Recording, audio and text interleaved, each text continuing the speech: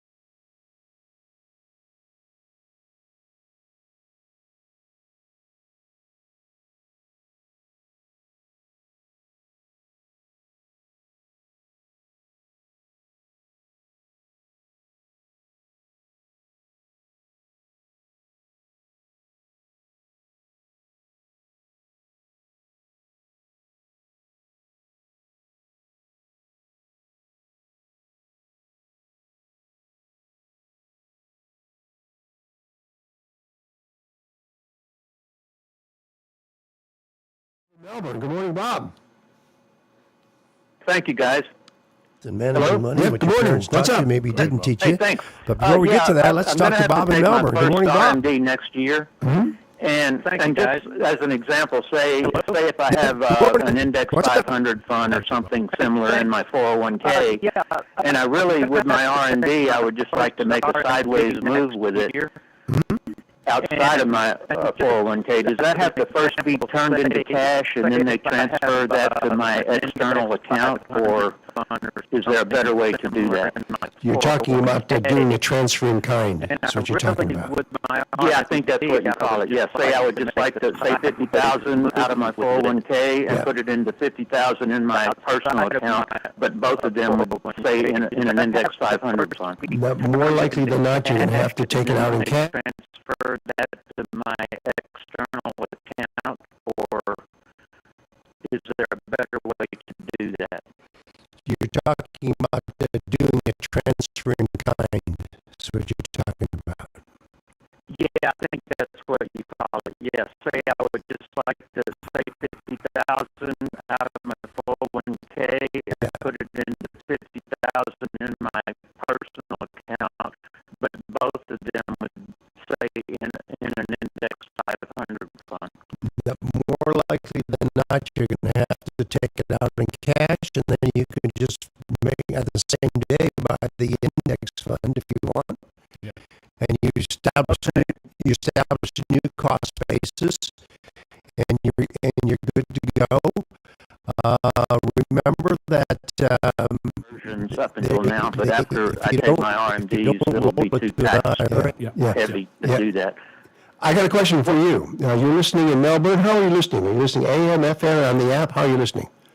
AM 580. It comes in pretty good down in Melbourne, huh?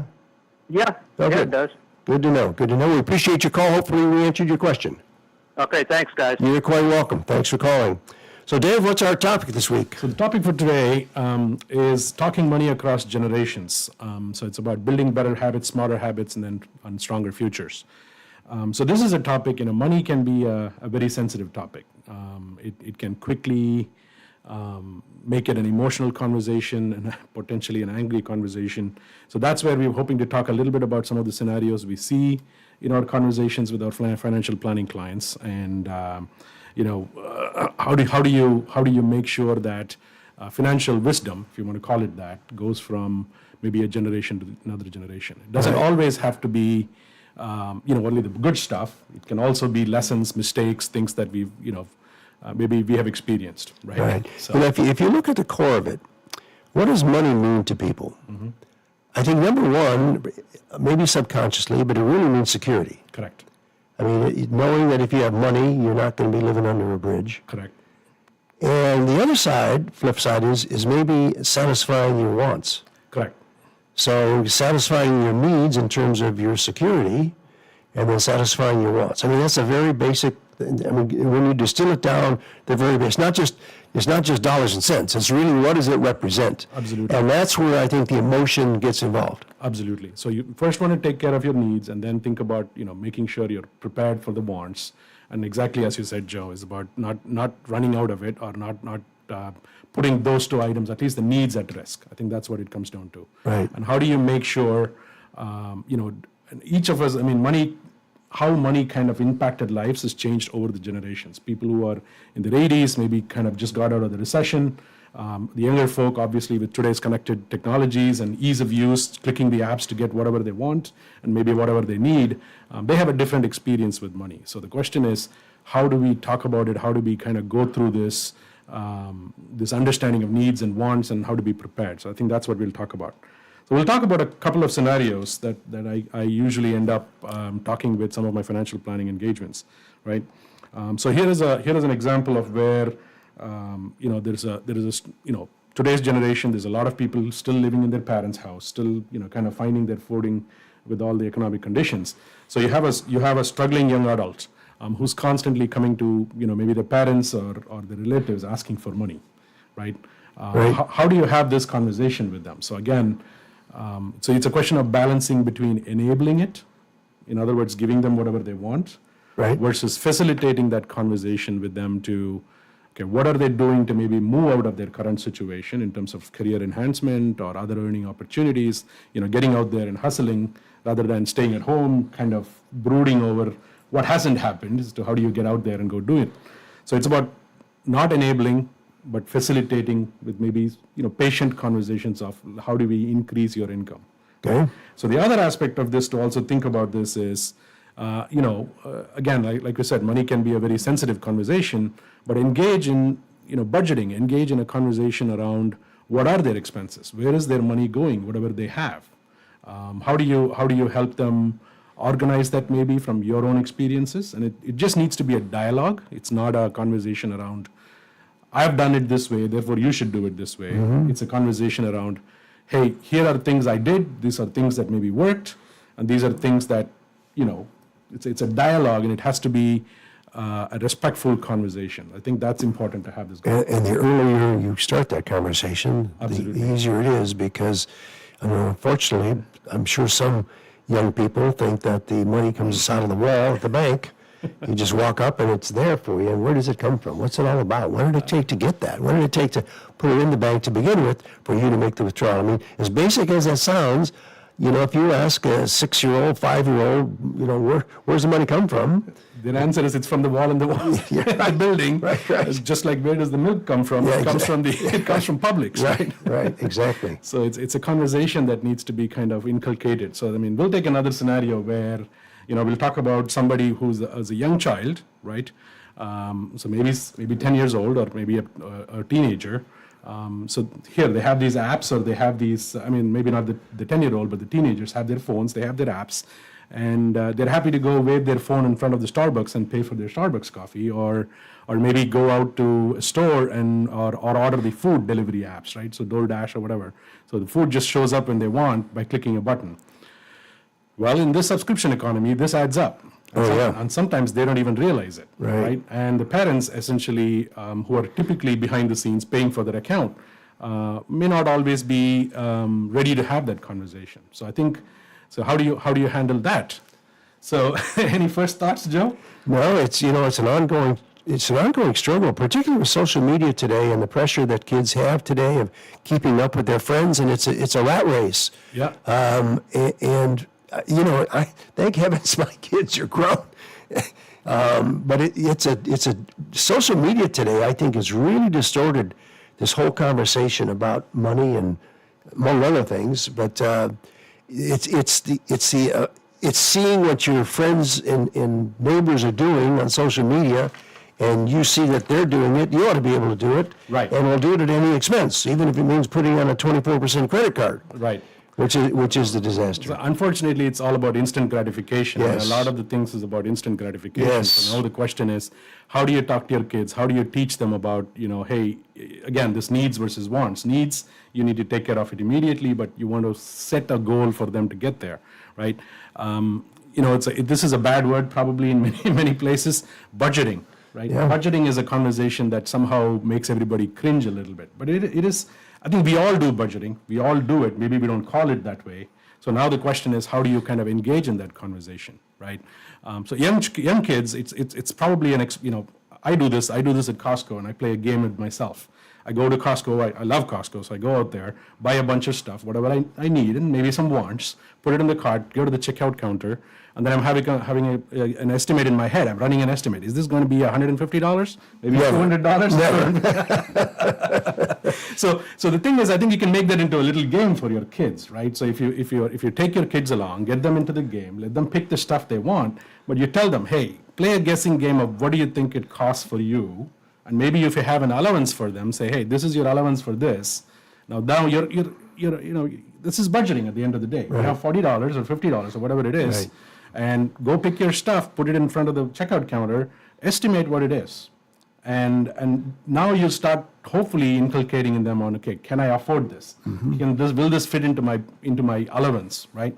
And these are little things that we can do, and really it's something you can start as early as maybe 10, maybe even earlier. I've heard some games played around just go and adding up all the prices to come to a number. But yeah, in this world of instant gratification, to kind of inform kids, and again, kids are smart. they are very well informed. So you kind of have to talk to them about this basics of, needs, wants, to being within your means and budgeting. And the earlier you start, the better. In fact, we're going to encourage our listeners this morning, what life experiences you may have had with your parents or what you're doing with your children to instill some of these ideas to make them sound financial citizens. So if you have any ideas or any thoughts that you'd like to share with our listening audience this morning, the good news for you is the lines are absolutely wide open. All you have to do is pick up the phones and dial these magic numbers. That's right. Those numbers are 844-580-9326. It's 844-580-WDBO, or you can utilize the open mic feature in the WDBO app. Again, we are talking money across generations, and of course, we want you to give a call in to those magic numbers, or like I said, leave that open mic in the WDBO app. You're listening to On the Money, where we're planning tomorrow Today with the Certified Financial Group.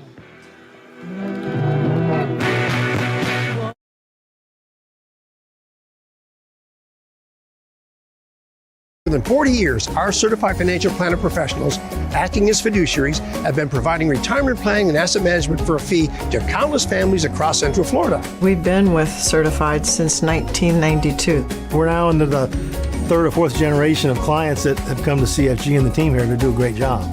It's been so long since I've been doing this that I just don't even worry about anything anymore.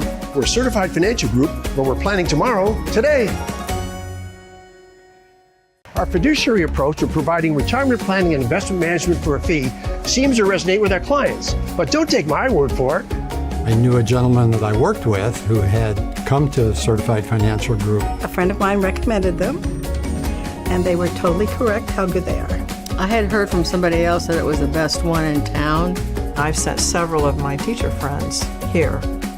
We're Certified Financial Group, where we're planning tomorrow, today. You may be new to the area, but we're not. For more than 40 years, our certified financial planner professionals, acting as fiduciaries, have been providing retirement planning and asset management for a fee to countless families across Central Florida. We've been with Certified since 1992. We're now into the third or fourth generation of clients that have come to CFG and the team here to do a great job. It's been so long since I've been doing this that I just don't even worry about anything anymore. We're Certified Financial Group, where we're planning tomorrow, today. Black Monday, the dot-com bust, 9/11, and now 2 wars. We've pretty much seen it all. Acting as fiduciaries, our CFP professionals have been a steady hand guiding our clients to and through their retirement years. No reason to be worried about anything. Stay the course. You stay the course, and you get there. I don't have to worry about it like I know a lot of people look at it every day. I don't have to do that with the team here at Certified Financial Group.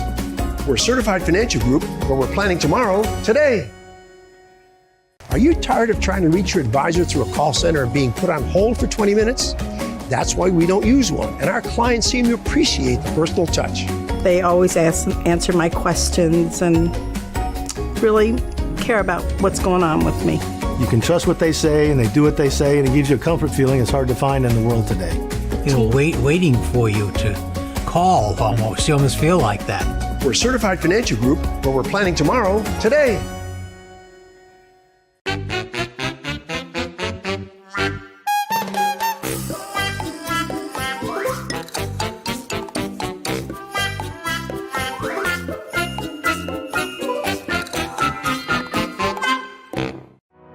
As an investor, you want peace of mind. You need to know that your advisor is not only thoroughly competent, but also a fiduciary. In other words, he or she is acting at all times in your best interests. You need to trust your advisor, regardless of how much money you have to invest or what part of the world you're in. It might not be your money you're entrusting the advisor with. Perhaps you're a board member of a charity or foundation whose future depends on prudent investment. Or perhaps you have the responsibility of making investment decisions on behalf of other people. As the trustee of a retirement plan, the decisions you make can have a direct impact on the lives of your employees. Whatever type of investor you are, the solution is to use an advisor certified by the Center for Fiduciary Excellence. A CFEX certified advisory firm demonstrates its adherence to a global fiduciary standard of excellence a defined standard with specific criteria covering 21 best practices. The documented, repeatable processes and the evidence-based decision-making that CFEX demands are more likely to generate investment portfolios that match client needs and expectations. And because the firm voluntarily agrees to a rigorous annual audit, investors can rest assured that their advisor continues to work to the highest professional standards. This independent verification is even more critical for trustees and investment committee members of retirement plans who are legally required to conduct regular due diligence on their service providers. Use a CFEX certified firm, and that job has been done already by an expert at no expense to the plan. So why leave anything to chance? Insist on working with investment professionals you can truly trust. Insist on using a CFEX certified advisor.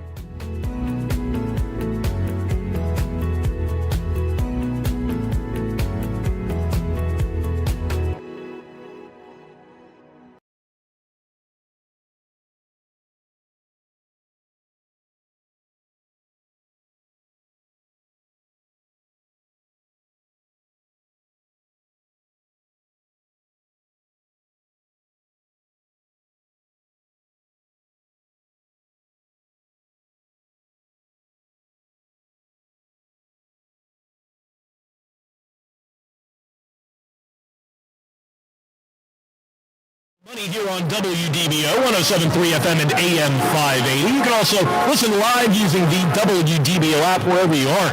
Today we have Dave Balakrishnan and Joe Bert from the Certified Financial Group. If you have any questions about your finances, or you want to talk about our topic today, where we're talking money across generations, building smarter habits and stronger futures, just give us a call here at 844-580-9326. That's 844-580-WDBO, or you can utilize the open mic feature in the WDBO app. And don't forget, if you'd like to call 407-869-9803.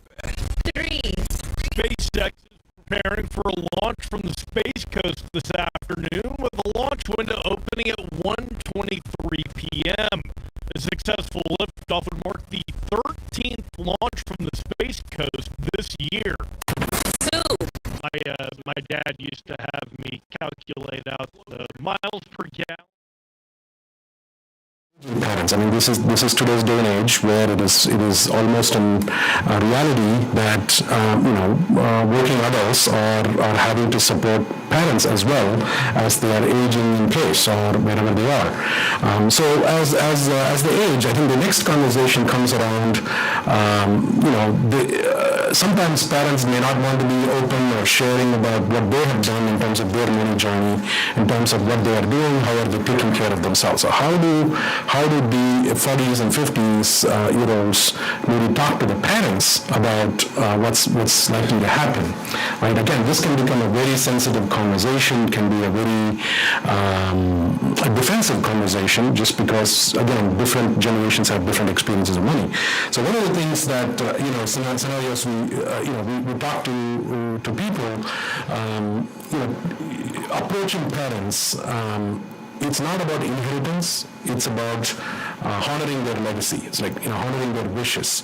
So if you can try to engage in a conversation with your parents that you may be caring, maybe they are getting to a point where they can use a little bit of help. I think it's a very useful conversation if you can approach it with empathy, a lot of respect, with an open mind to hear what's been done. So asking them about what is it that they want, what is it that they expect as time goes by. And this could be a useful conversation to hopefully open this up to a subsequent conversation. If they have a financial planner, maybe offer to go with them to the financial planner meeting. So these are things that can help also engage with your aging parents, be supportive, be helpful, and it can still be a healthy conversation. Joe? But they are, in fact, difficult conversations because there's a couple of scenarios there that the parents don't want to discuss it because maybe they don't want their children to know, number one. And why don't they want them to know? Maybe because they don't want the children to worry, number one, or number two, they're perhaps embarrassed that they really don't have plan B, a fallback position.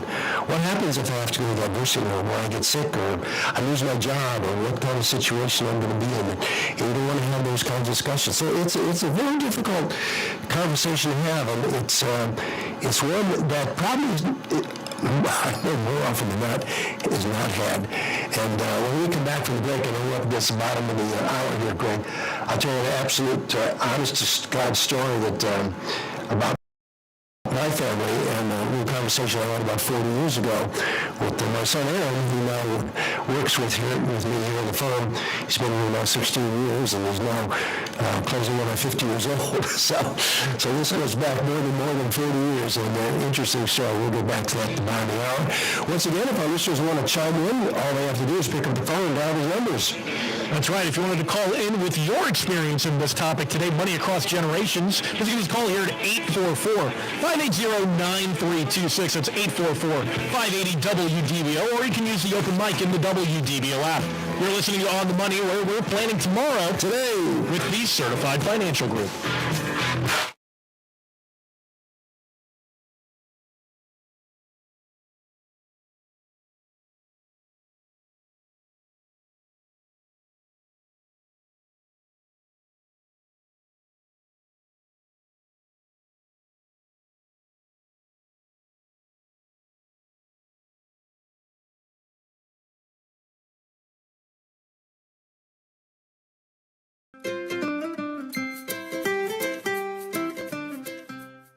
So you guys don't know Chicago, but I'm sure in your neighborhood you guys have an old school butcher where you walk in and there's a bunch of guys, no gloves, big white aprons, and there's Frank and there's Stevie and there's Mikey. And these guys know more about meat and more about animals and more about cooking the meat than any of us will ever learn.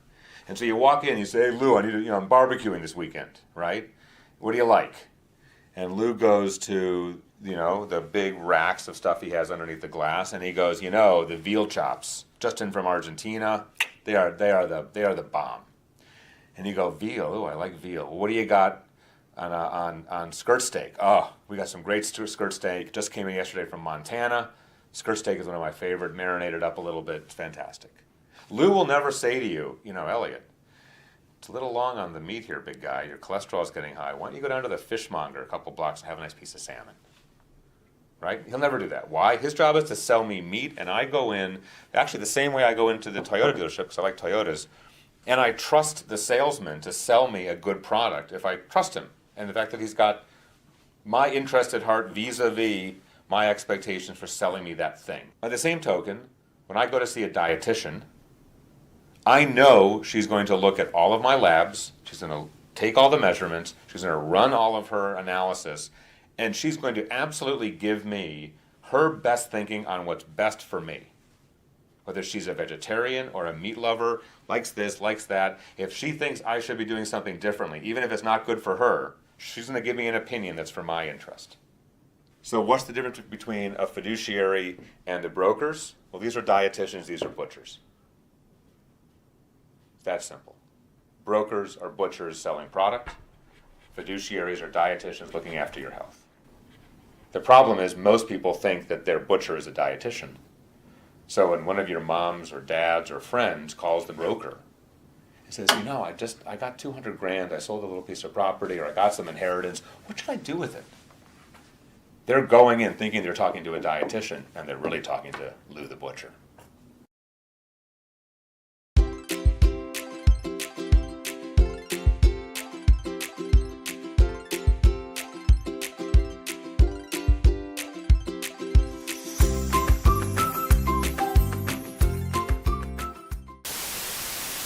What is a fiduciary?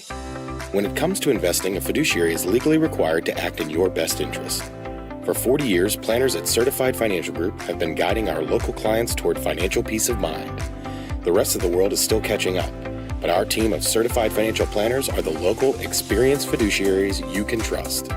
Certified Financial Group are your Central Florida planners. Call us today. 40 years ago, I had a dream of building the best personal financial consulting firm in Central Florida. Now, with 14 certified financial planners acting as fiduciaries, I believe we're there.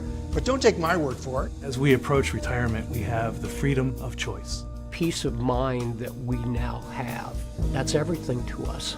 The people that work here are honest and caring, and I feel like I can go to sleep at night. So schedule your no-obligation visit today at financialgroup.com, where we're planning tomorrow. For more than 40 years, our certified financial planner professionals, acting as fiduciaries, have been providing retirement planning and asset management for a fee to countless families across Central Florida. We've been with Certified since 1992. We're now into the third or fourth generation of clients that have come to CFG and the team here to do a great job. It's been so long since I've been doing this that I just don't even worry about anything anymore.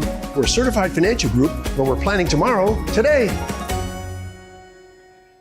Our fiduciary approach of providing retirement planning and investment management for a fee seems to resonate with our clients. But don't take my word for it. I knew a gentleman that I worked with who had come to Certified Financial Group. A friend of mine recommended them, and they were totally correct how good they are. I had heard from somebody else that it was the best one in town.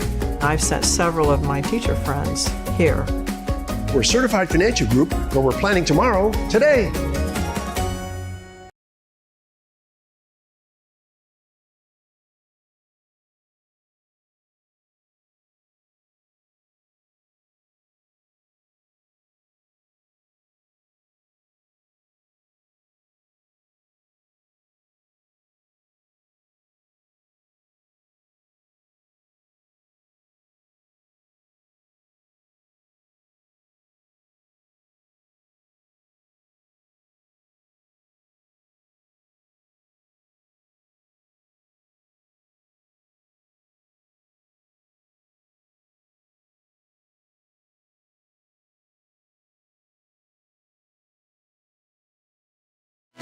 Welcome back to On the Money here on WDBO 107.3 FM and AM 580. You can also listen live on the WDBO app wherever you happen to be. Today we have Dave Balakrishnan and Joe Bert from the Certified Financial Group. If you have any questions regarding our topic today, talking money across generations, building smarter habits and stronger futures, or you have an experience that you'd like to share, just give us a call here at 844-580-9326. That's 844-580-WDBO, or you can utilize the open mic feature. You can also give a call to 407-869-9800, where Rodney OMB is taking your calls off air. And now, back to our hosts, Dave Balakrishnan and Joe Bert. Well, good job. Dave had a point or two you want to put a ribbon on this. Dave, what do you got? So I think the thing that we wanted to talk about is, having these conversations is important. You got to start those conversations. Start a simple conversation, maybe around allowance management, budgeting, whatever.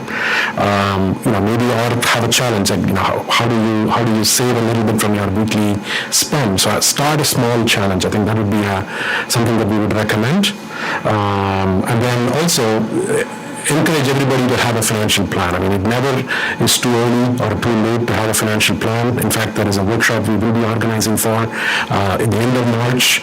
We'll talk about financial plan and how to have one, at least the foundations of it. So there is one aspect of that we're thinking about.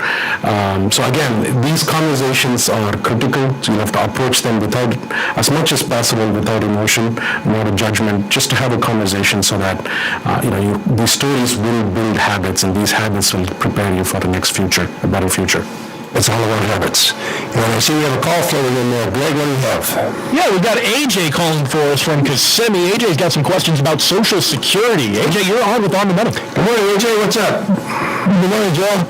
Joe, I'm turning 4 retirement age next month, and I'm still employed. I just want to know, what things I need to look for, before to apply. What you should look for? So I presume you're turning 67? Yes, yeah. Okay, so it's not going to impact getting your Social Security will not impact your income. That's what you need to know there.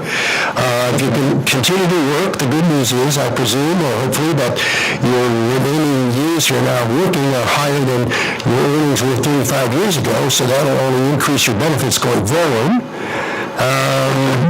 I would also is a prescription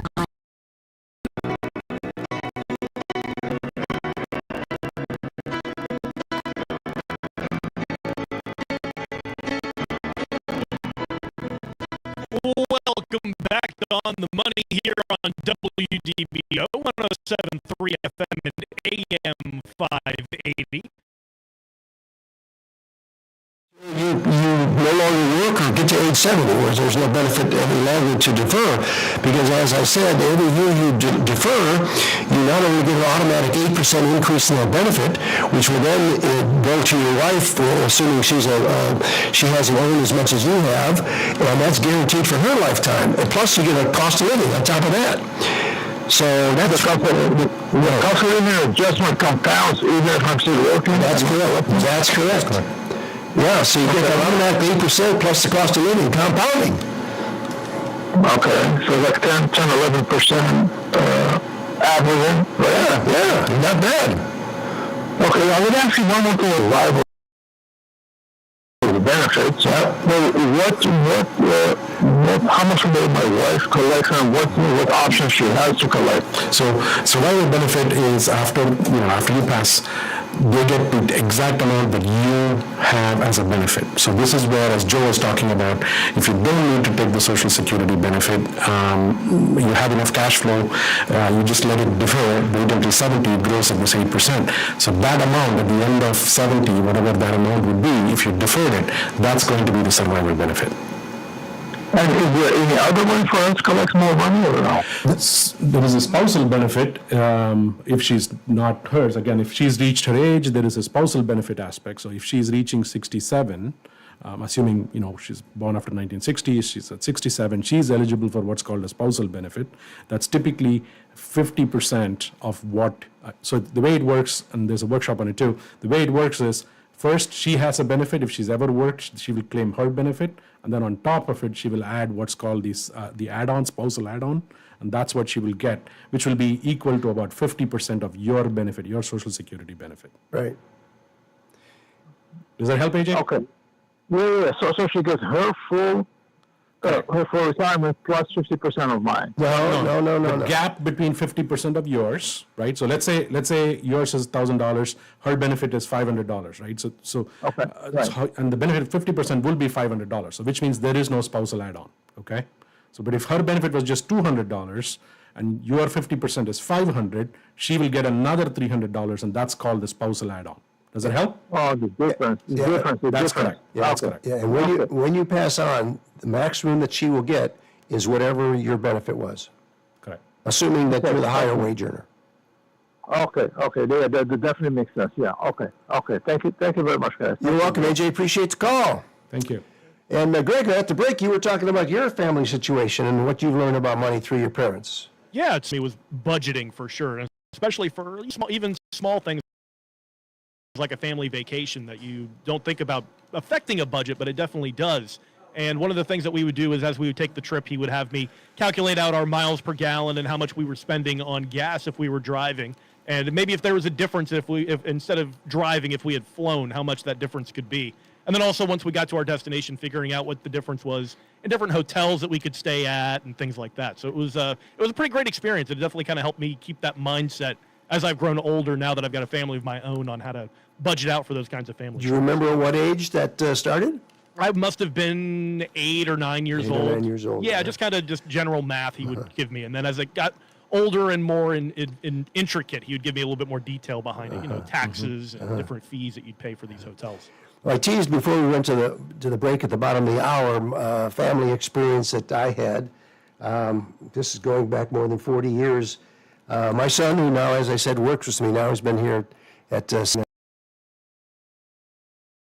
16 years, closing in on 50. And I'll never forget this, as clear as it happened yesterday.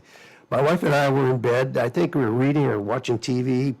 Anyway, he comes downstairs, and he's wearing, you've seen it, where these kids have this one-piece pajamas where they have the foot, the feet go in them. You know what I'm talking about? That you zip up, and it's a one-piece of pajama. Yes, yeah. So he comes in, and he comes in kind of sheepishly, and he comes on my side of the bed. He says, "Dad, do we have a will?" Now here he is. I swear he's not 5 years old. And I said, "Well, of course we have a will." He says, "Where is it?" I said, "Well, it's there in the file cabinet in the closet."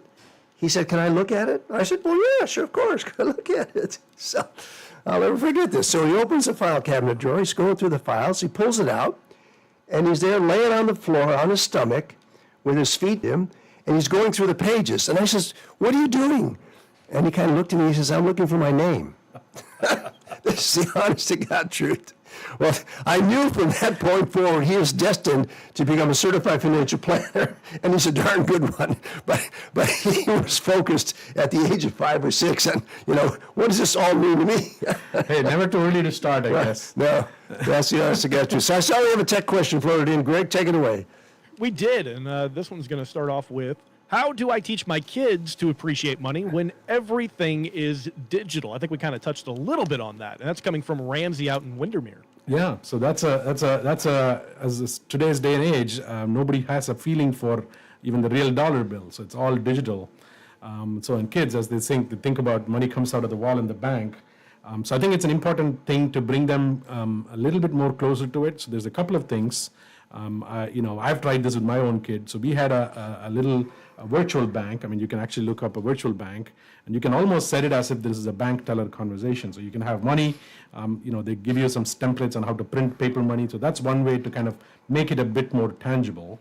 Or if you want to stay completely digital, there is another conversation that you can do is, if you're kind of giving them money for chores that they do. So teach them about earning for their chores. You can have an allowance app. So you just go to your whatever smartphone, Android, Google, either ones, or the Apple Store. You'll find allowance apps, very popular ones. You can download that and then set up. It takes a little bit of a setup, but you can set up some of the chores that maybe they're engaged in and start giving them an allowance that way. So it's about earning your way through your allowance is a good way to maybe still make this concept of money a little bit closer in this digital world. There you go. Hopefully that helps. All right. And I see we got another one floated in. Greg, it's on the topic. Yeah, we had somebody coming up from Tampa. Milo in Tampa says that he wants to help his parents with their finances as they age, but they're very private about their money. What's the best way to kind of approach that subject? That's a tough one. Yeah, this is the one we were talking about before the break. This is always a tough one. As you're starting to engage with your parent who is already starting with not being very comfortable talking about it. I mean, it is very important that you approach this with empathy, right? They could be, as Joe was alluding to earlier, they could be embarrassed about maybe not having enough or not doing the right things. And I think it's still a valid conversation because it's a learning opportunity. So you approach them with empathy, say, hey, I just want to hear what you've done. We want to make sure that you're taken care of. We want to make sure that this is not about inheritance. It's more about honoring the wishes, like I was saying earlier. So it's not an easy conversation, but you'll have to ease this in by really getting them to talk about their experiences. Make it into talk about their history, their experiences. You'll get them to open up about what causes them to be so reserved about it. It's a bit more of a psychological barrier to overcome usually. So it's a conversation. Approach it patiently. Approach it with empathy. Talk to them about. It's about learning from you, and hopefully that's a conversation you're comfortable having as well. For sure. And you've got a workshop coming up 2 weeks from today. That starts at what time? So that's at 10 o'clock. 10 o'clock, 2 weeks from today, here at our offices in Altamont Springs. The topic we're covering is Savvy IRA planning, and this is again, we had a couple of calls around RMDs, so we'll talk about RMDs. The Secure 2.0 Act changed a lot of rules around the IRAs, how you withdraw them, how you inherit them. So there are, and again, the minimum distribution age. So these are all the topics, and then how do you manage that in terms of tax strategies and how to minimize the taxes. Again, a lot of the tax deferred income, when it comes out as income tax. So now how do you kind of integrate that with your overall tax situation so that it doesn't affect your Social Security as well. So again, this is all about integrating cash flows. And the impact of making those big Roth conversions, how they can mess up your Social Security, your taxation, your Social Security, and your Medicare premiums. So those are absolutely free. If you want more information about that upcoming workshop, 2 weeks from today at 10 o'clock, right here at offices in Altamont Springs, right in our state-of-the-art learning center. We can accommodate about 35 people comfortably. If you'd like more information, go to our website. That's financialgroup.com. You can click on events right there and make your reservations right online. And then on March the 8th, we're going to be visiting once again my new home at Village on the Green. We're going to be doing a live show there with Matt Murphy. And that'll be from 9 to 10 at Village on the Green, and you get to see the show as it's on the air, maybe a live studio audience. They're going to provide lunch and give you some information about their great facility at Village on the Green right here in Longwood. It's a continuous retirement care community, and in my mind, it's one of the best around. So if you want more information about that, once again, go to our website. That's financialgroup.com. Click on events. You make your reservation right there. So hope to see you either 2 weeks from today or 4 weeks from today at Village on the Green on March the 8th. And I see we're up against the break there, so Greg, take it away. That's right. And we still have some time, so if you wanted to call in with your stories and experiences, we're talking money across generations, building smarter habits and stronger futures. Just give us a call here at 844-580-9326. That's 844-580-WDBO, or use the open mic in the WDBO app. You're listening to On the Money, where we're planning tomorrow. Today. With the Certified Financial Group.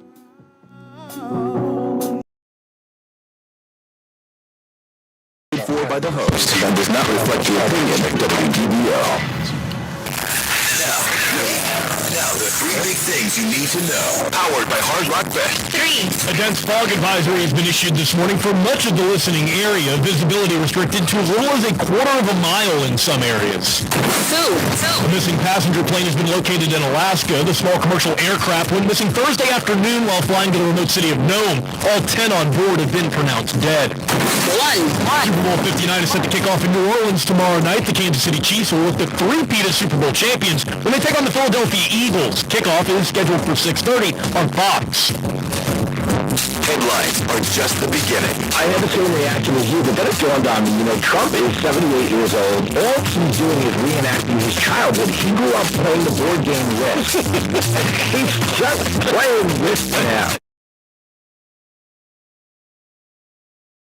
More than 40 years, our certified financial planner professionals, acting as fiduciaries and providing retirement planning and asset management for a fee to countless families across Central Florida. We've been with Certified since 1992. We're now into the third or fourth generation of clients that have come to CFG and the team here to do a great job. It's been so long since I've been doing this that I just don't even worry about anything anymore. We're Certified Financial Group, but we're planning tomorrow, today. Black Monday, the dot-com bust, 9/11, and now 2 wars. We've pretty much seen it all. Acting as fiduciaries, our CFP professionals have been a steady hand guiding our clients to and through their retirement years. No reason to be worried about anything. Stay the course. You stay the course, and you get there. I don't have to worry about it like I know a lot of people look at it every day. I don't have to do that with the team here at Certified Financial Group. We're Certified Financial Group, but we're planning tomorrow, today. Are you tired of trying to reach your advisor through a call center and being put on hold for 20 minutes? That's why we don't use one, and our clients seem to appreciate the personal touch. They always answer my questions and really care about what's going on with me. You can trust what they say, and they do what they say, and it gives you a comfort feeling it's hard to find in the world today. Waiting for you to call almost. You almost feel like that. We're Certified Financial Group, but we're planning tomorrow, today.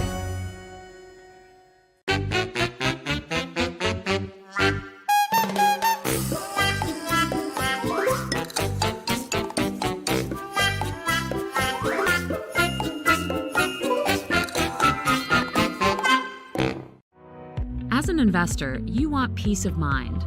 You need to know that your advisor is not only thoroughly competent, but also a fiduciary. In other words, he or she is acting at all times in your best interests. You need to trust your advisor, regardless of how much money you have to invest or what part of the world you're in. It might not be your money you're entrusting the advisor with. Perhaps you're a board member of a charity or foundation whose future depends on prudent investment. Or perhaps you have the responsibility of making investment decisions on behalf of other people.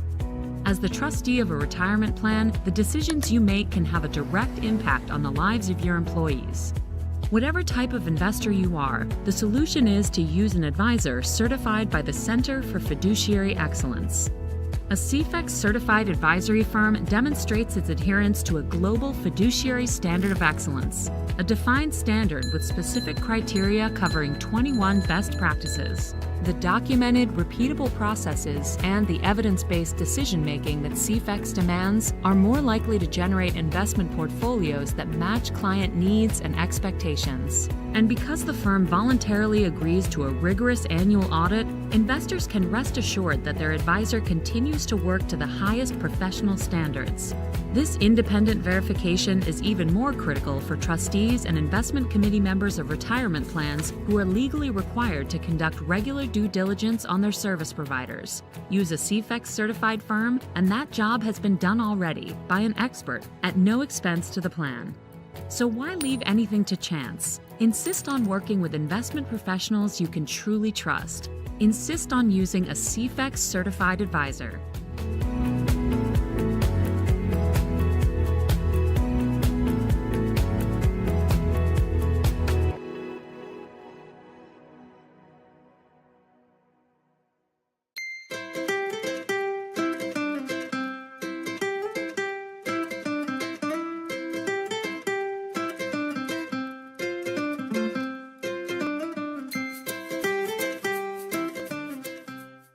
So you guys don't know Chicago, but I'm sure in your neighborhood you guys have an old school butcher where you walk in and there's a bunch of guys, no gloves, big white aprons, and there's Frank and there's Stevie and there's Mikey. And these guys know more about meat and more about animals and more about cooking the meat than any of us will ever learn. And so you walk in and you say, hey, Lou, I'm barbecuing this weekend, right? What do you like? And Lou goes to the big racks of stuff he has underneath the glass, and he goes, the veal chops, just in from Argentina.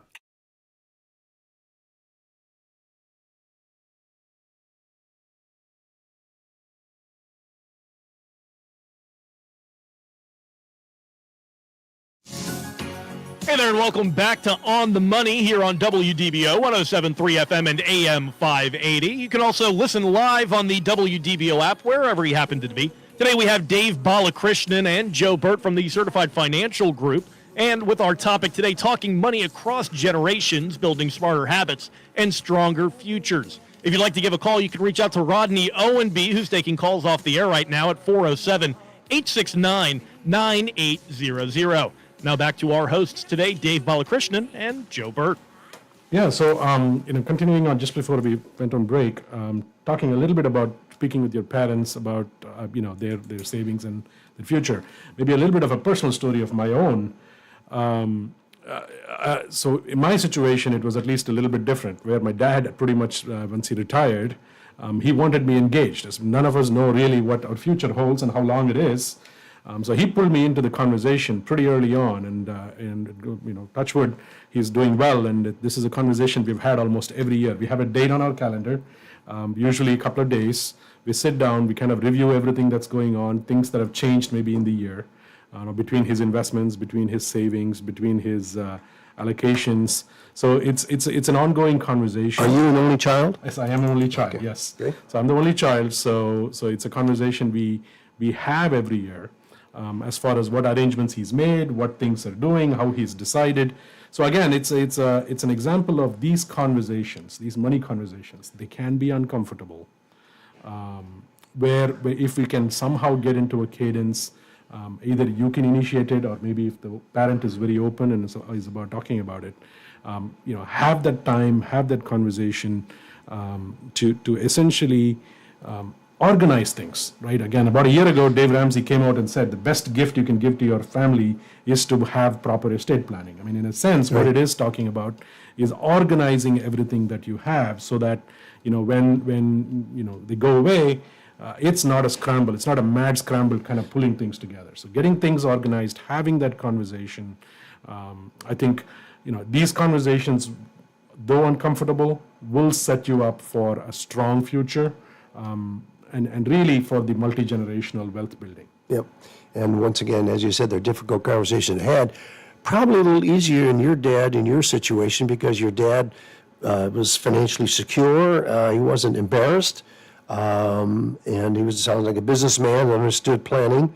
And if something happens to him, you wouldn't have to worry about, what to do. Right. But those folks that haven't done any planning, I could see where it's a difficult situation. Either they're embarrassed or they just don't know to address it, don't want to face it.